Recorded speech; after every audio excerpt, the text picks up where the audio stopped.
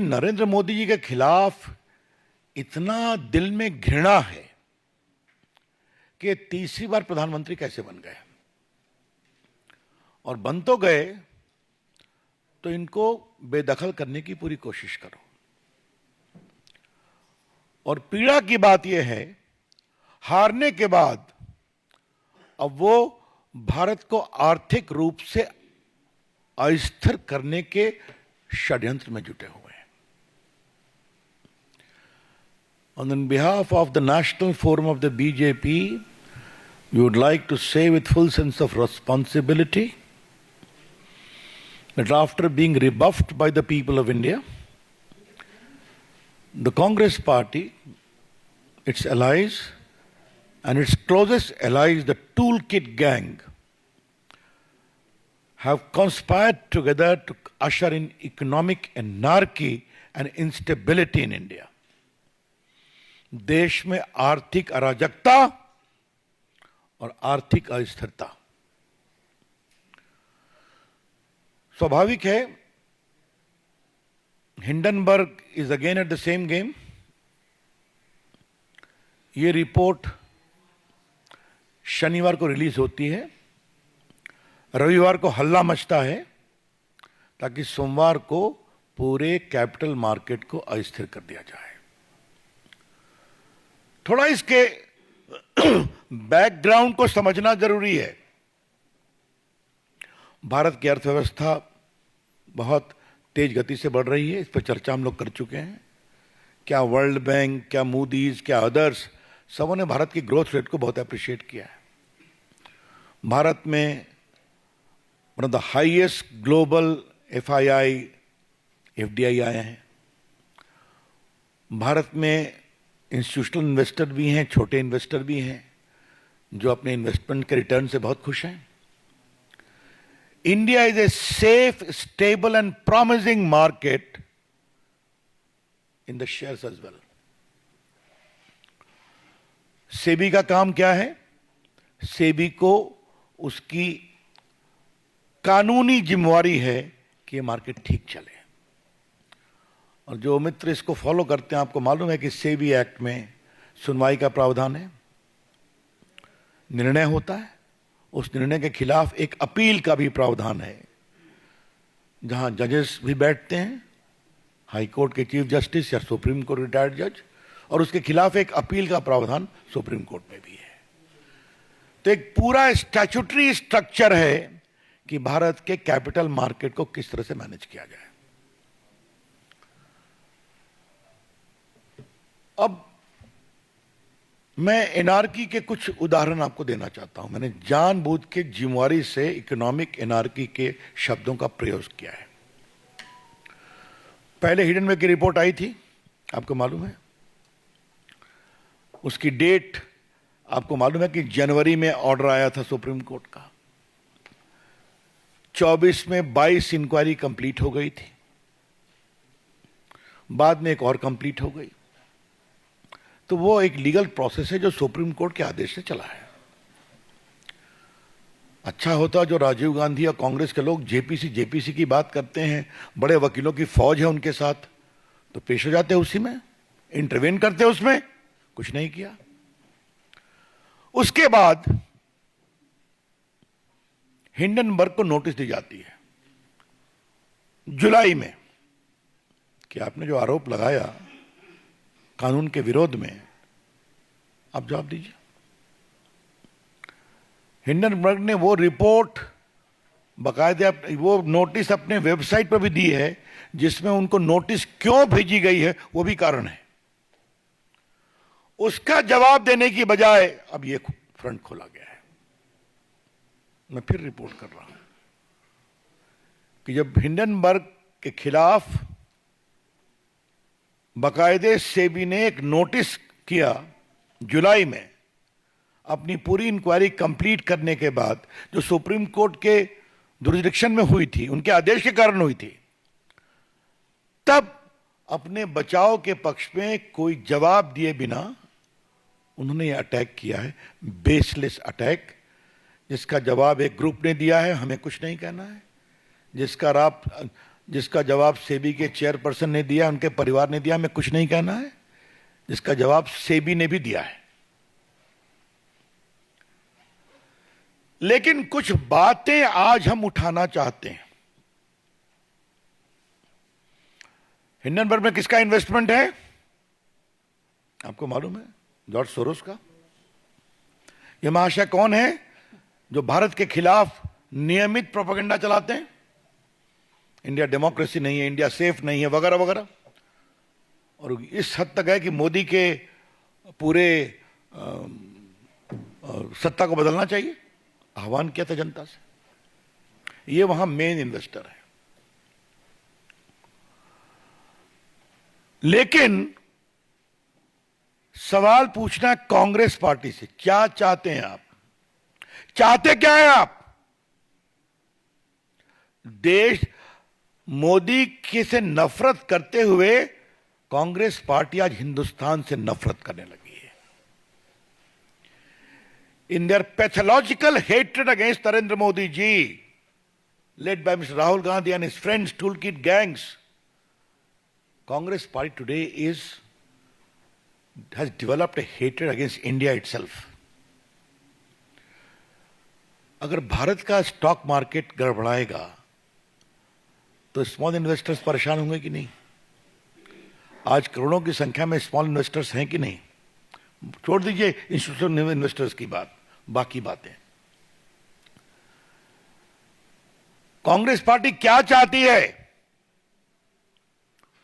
भारत को वही कंट्रोल राज में ले आया जाए, नेहरू जी के समय वाला,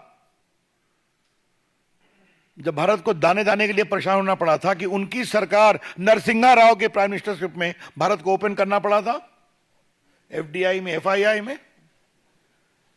क्या वहीं जाना चाहते हैं क्या? टूल किट वालों को तो कोई मतलब नहीं हिंदुस्तान के विकास से। उनके लिए उनको तो हम जवाब देते हैं और देते रहेंगे, वो कभी सफल नहीं होंगे। लेकिन कांग्रेस पार्टी को क्या हो गया है? जिसने 55 साल तक देश में राज किया है, क्या मतलब है इसका?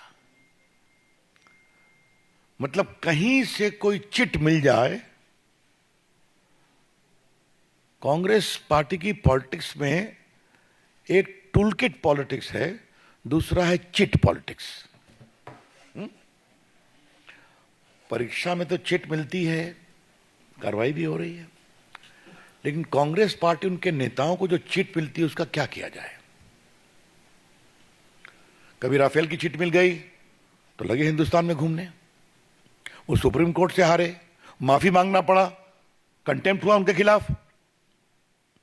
फिर एक दूसरी चिट मिल गई, हिंडनबर्ग की पहली रिपोर्ट, वो चिट मिल गई। उसमें सुप्रीम कोर्ट ने, मैंने बताया कि 24 में 23 इंक्वायरी कंप्लीट हो गई। अब हिंडनबर्ग को जुलाई में नोटिस की गई है, तो फिर ये काउंटर प्रोडक्ट हुआ। अब ये चिट पड़ गई, जेपीसी लाओ, इंक्वायरी कराओ। मतलब भारत के पूरे स्टॉक मार्केट को क्रैश कराओ, छोटे इन्वेस्टर्स के पूंजी निवेश को समाप्त कराओ, भारत में कोई आर्थिक निवेश न हो विदेश का, एफआईआई और एफडीआई, वो सबको रोको। Because Indian investment scenario is not a safe position. यह है इनकी सोच। मैं कांग्रेस के पुराने नेताओं से कहूंगा, जिन्होंने भारत को खोलने में काम किया था, इकोनॉमी को, कि कब तक आप खामोश रहेंगे? जब चमन उजड़ जाएगा। लेकिन चमन उजड़ेगा नहीं। मुझे बहुत गर्व है कि आज भी भारत का स्टॉक मार्केट स्टेबल है, आज भी। पिछली बार तो जब ये हुआ तो 2 दिन में रिकवर कर गया, और सुप्रीम कोर्ट की इंक्वायरी आई तो और रिकवर कर गया। लगता है भारत के स्टॉक इन्वेस्टर्स हिंडनबर्ग और कांग्रेस के मिली भगत को समझ गए हैं, इसलिए आज भी कोई गड़बड़ नहीं है।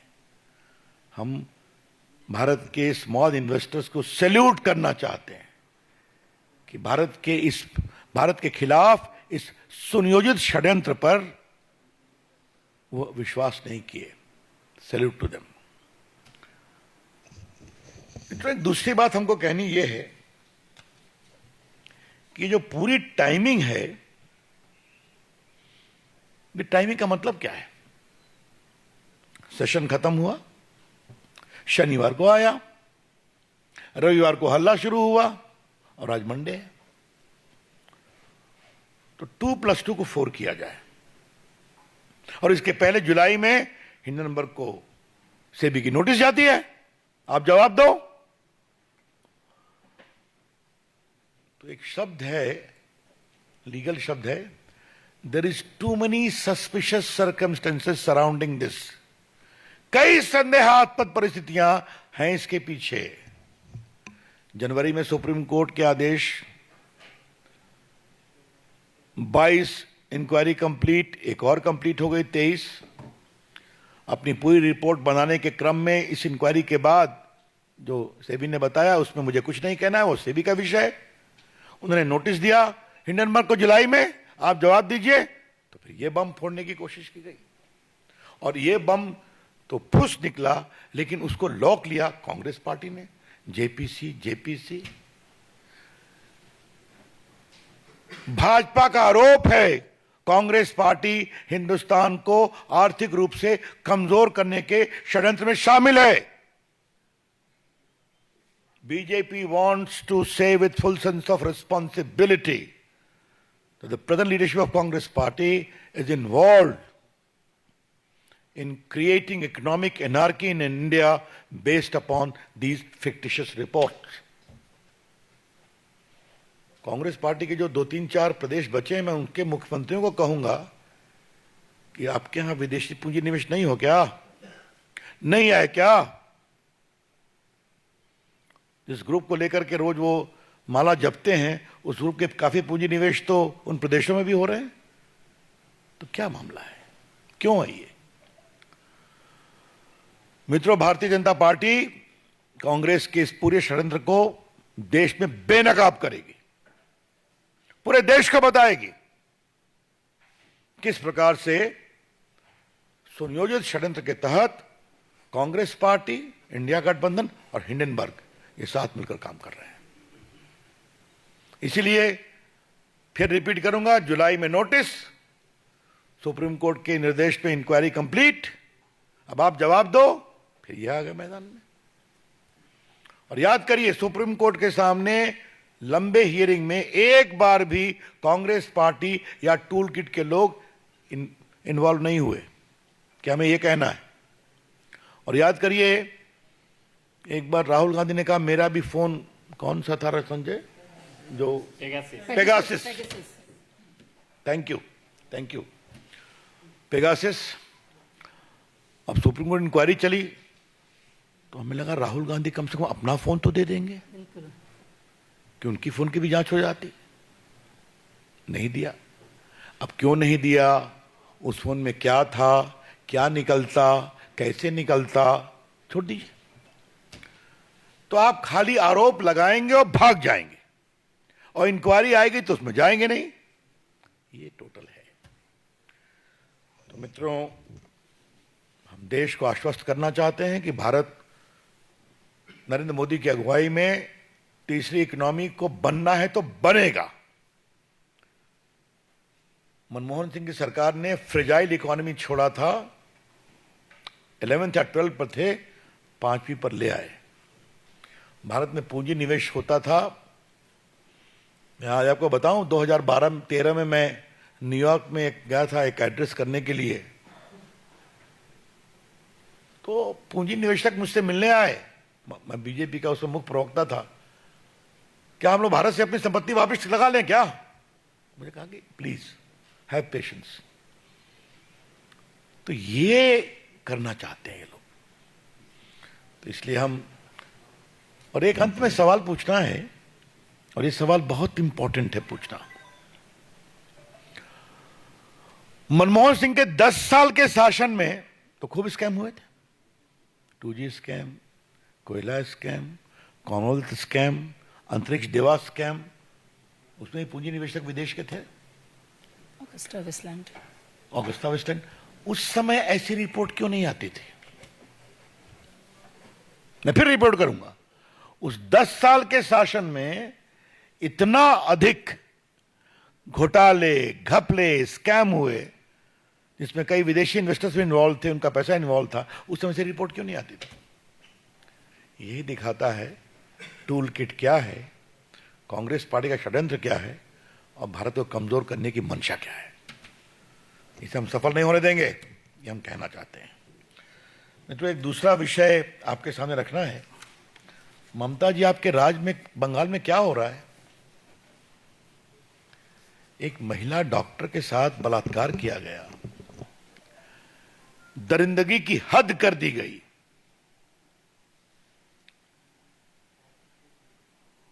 और वहां क्या फेयर इन्वेस्टिगेशन होगा क्या? आज मेरे पास सब है कि जो कमेटी बनी उसमें साइकियाट्रिस्ट भी हैं। वहां के डॉक्टर कह रहे हैं कि वो रात में आराम करने क्यों गई थी ऊपर में, तो 2 बजे अगर किसी का शिफ्ट खत्म होगा तो जाएंगे नहीं क्या? हमारा आरोप है कि कुछ टीएमसी के समर्थकों को भी डाल दिया गया है उस कमेटी में, और किसी को पकड़ करके खड़ा किया गया है, वो एनजीओ एक्टिविस्ट है। और एक खबर भी चलाई जा रही है, मैंने पढ़ा अखबार में कि उसने 4 शादियां की, 3 डाइवोर्स हो गया, एक। क्या मतलब है?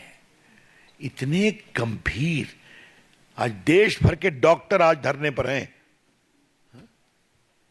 और वहां तो सारी महिला डॉक्टर, बाकी लोग सड़कों पर हैं।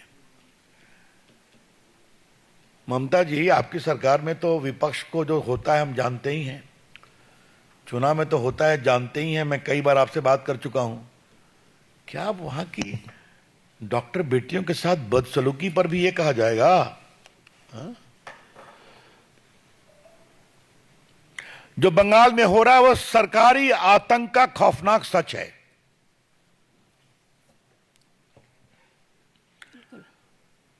मैं फिर कहूंगा, बंगाल में जो हो रहा है वो सरकारी आतंक का खौफनाक सच है। जो एक डॉक्टर के साथ बदसलूकी से जो बलात्कार हत्या हुआ, आप उसकी ठीक से पोस्टमार्टम नहीं कराते हैं, आप इनक्वेस्ट रिपोर्ट ठीक से नहीं बनाते हैं। डॉक्टर अजीब प्रकार की बातें कर रहे हैं, कुछ लोग सुसाइड की बात कर रहे हैं। क्या मतलब है इसका?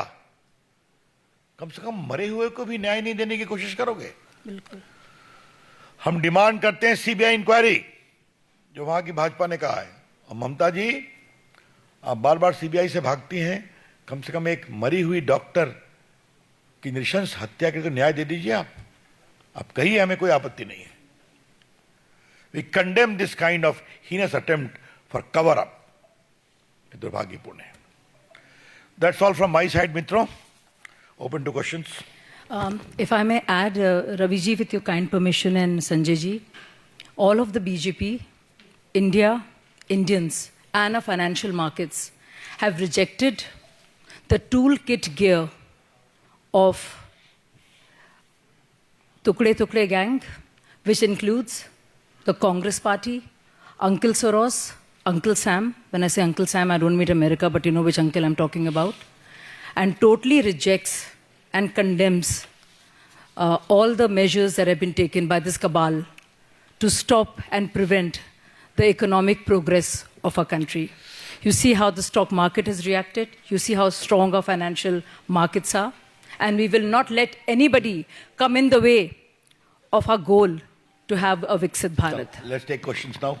Any question? गाइड करिए आप। रुकिए साहब। एक एक करके। देवेंद्र परा सर। जो क्लैरिफिकेशन आया है, चाहे सेबी चीफ की तरफ से या फिर अडानी की तरफ से, क्या आप उनसे संतुष्ट हैं? क्योंकि बड़ा जेनरिक सा है वो, और ये तो दिख रहा है कि हितों के टकराव का मामला है, उसका इन्वेस्टमेंट है, वो खुद मान रही थी, तो नहीं लग रहा है कि इसमें हितों के टकराव का मामला है। देखिए, उनका स्टेटमेंट आपने भी पढ़ा है, बहुत अनुभवी पत्रकार हैं देश के, मैंने भी पढ़ा है। उन्होंने विस्तार से दिया है कि जिस समय वो प्राइवेट सिटीजन थी उन्होंने किया था। अच्छे इन्वेस्टर्स वो रहे हैं, इस फील्ड में रहे हैं, और मेरे यहाँ इंस्टीट्यूशनल मैकेनिज्म पूरा है रिक्यूज करने का। हमने रिक्यूज किया है और डिस्क्लोज किया है। तो हमने सारी बातें लिखी हुई हैं, तो फिर उसको अविश्वास क्यों करना है? और अडानी ने भी कहा है, पहले भी ये करते थे, बाद में भी करते हैं। तो एक प्रकार से उनका सिंगल पॉइंट एजेंडा चल रहा है अडानी के खिलाफ। जवाब उन्हें दिया है। हम तो लार्जर पॉलिटिकल इशू के लिए यहाँ पर हैं। यतीन्द्र शर्मा टीवी। कांग्रेस ने आरोप लगाया कि आरोप विजन वर्ग ने सेबी पर लगाए हैं, बीजेपी के जवाब दे रही है आरोप अडानी पर है, बीजेपी भी जवाब दे रही है उनके लिए जीना हम मोहब्बत छुप के नहीं खुलकर करते हैं।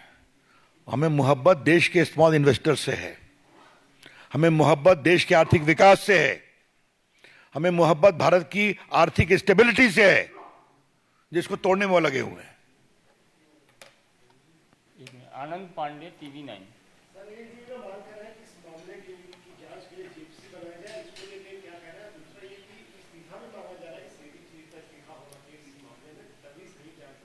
ऐसा है, इस्तीफा तो मांगते ही रहते हैं, जेपीसी मांगते ही रहते हैं।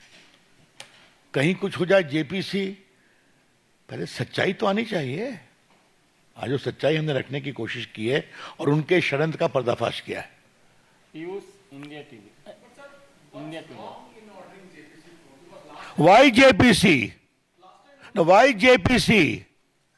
That means any Tom, Dick and Harry sitting in foreign country will seek to destabilize India, and they will say JPC. They will belittle India's investors. They will belittle in India's stock market. That is their game. JPC's demand is a sham. Okay? मैं इसको हिंदी में बोल दूं क्या? JPC की मांग एक sham है। जेपीसी कार्रवाई चले, भारत की अर्थव्यवस्था कमजोर पड़े, भारत में पूंजी निवेश ध्वस्त हो, भारत में शेयर बाजार हिले, कमजोर हो, छोटे इन्वेस्टर परेशान हो, ये उनकी मंशा है।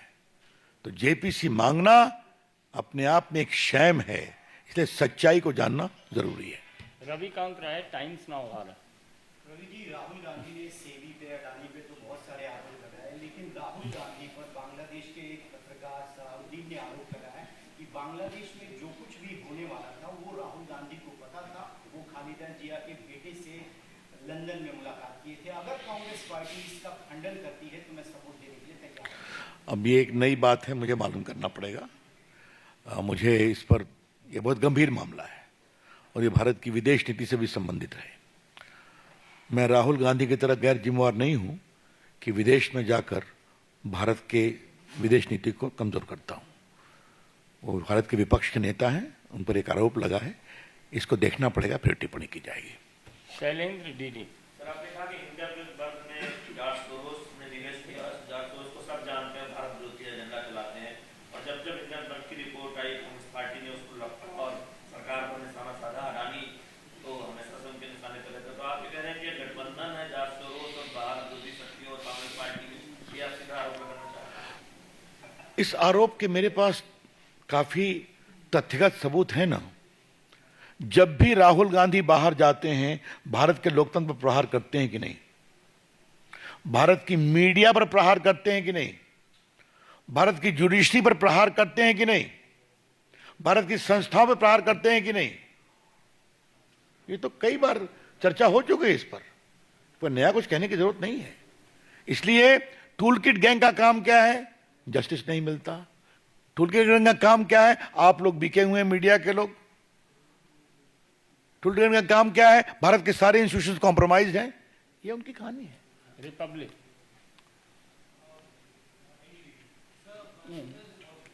Sorry.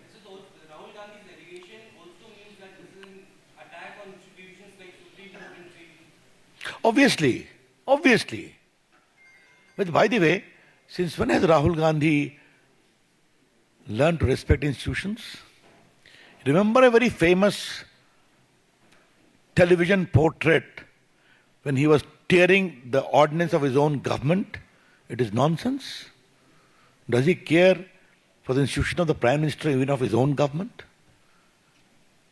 If we mention even half of the belligerence with which he complains against media people, what will happen to us? So we all know it. Sanjay Sharma, अंतिम प्रश्न है क्योंकि आप लोग को आगे भी काम होगा। सर, मेरा एक सवाल बांग्लादेश पर है। बांग्लादेश में किस तरीके से हिंदुओं के साथ जो घटनाएं घटी हैं, उस पर सर एक आपको। देखिए, हमारे प्रधानमंत्री जी ने ऑलरेडी शुभकामना के साथ हिंदुओं की सुरक्षा के बारे में कहा था। इससे अधिक और गंभीरता से क्या कहा जाए? वहां हिंदू बड़ी संख्या में हैं। अल्पसंख्यक रहते, उनके अधिकार हैं, उनके मंदिर हैं, उनके पूजा स्थल हैं। तो हम भी चाहते हैं हिंदू सुरक्षित रहे, तो ये प्रधानमंत्री के लेवल से बताया गया है।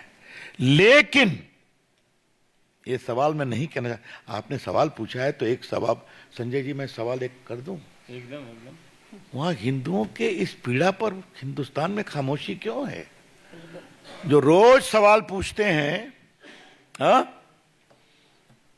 विपक्ष, इंडिया गठबंधन, उनके नेता राहुल गांधी, एक शब्द नहीं कहा उन्होंने, एक शब्द का मतलब एक शब्द नहीं। मोहित भट्ट, बस एक Now we have got to know that how the director of the medical college was resigned today. Earlier also many complaints were filed against him, but he was reinstated at this particular college. There are many cover-ups that are coming in, sir. Finally he has resigned, but earlier when the complaints were filed, he was not removed from his post by the Mamata Banerjee's government. Obviously he has patronage, as simple as that. And when the patronage became too heavy to handle, he was meant to resign. लेकिन मैं भी political बात नहीं कर रहा हूं, उस doctor बेटी की आत्मा को न्याय मिलेगा कि नहीं मिलेगा, ये बड़ा सवाल है। बहुत बहुत धन्यवाद। धन्यवाद, thank you. For more such videos, subscribe to the NewsX YouTube channel, hit the bell icon.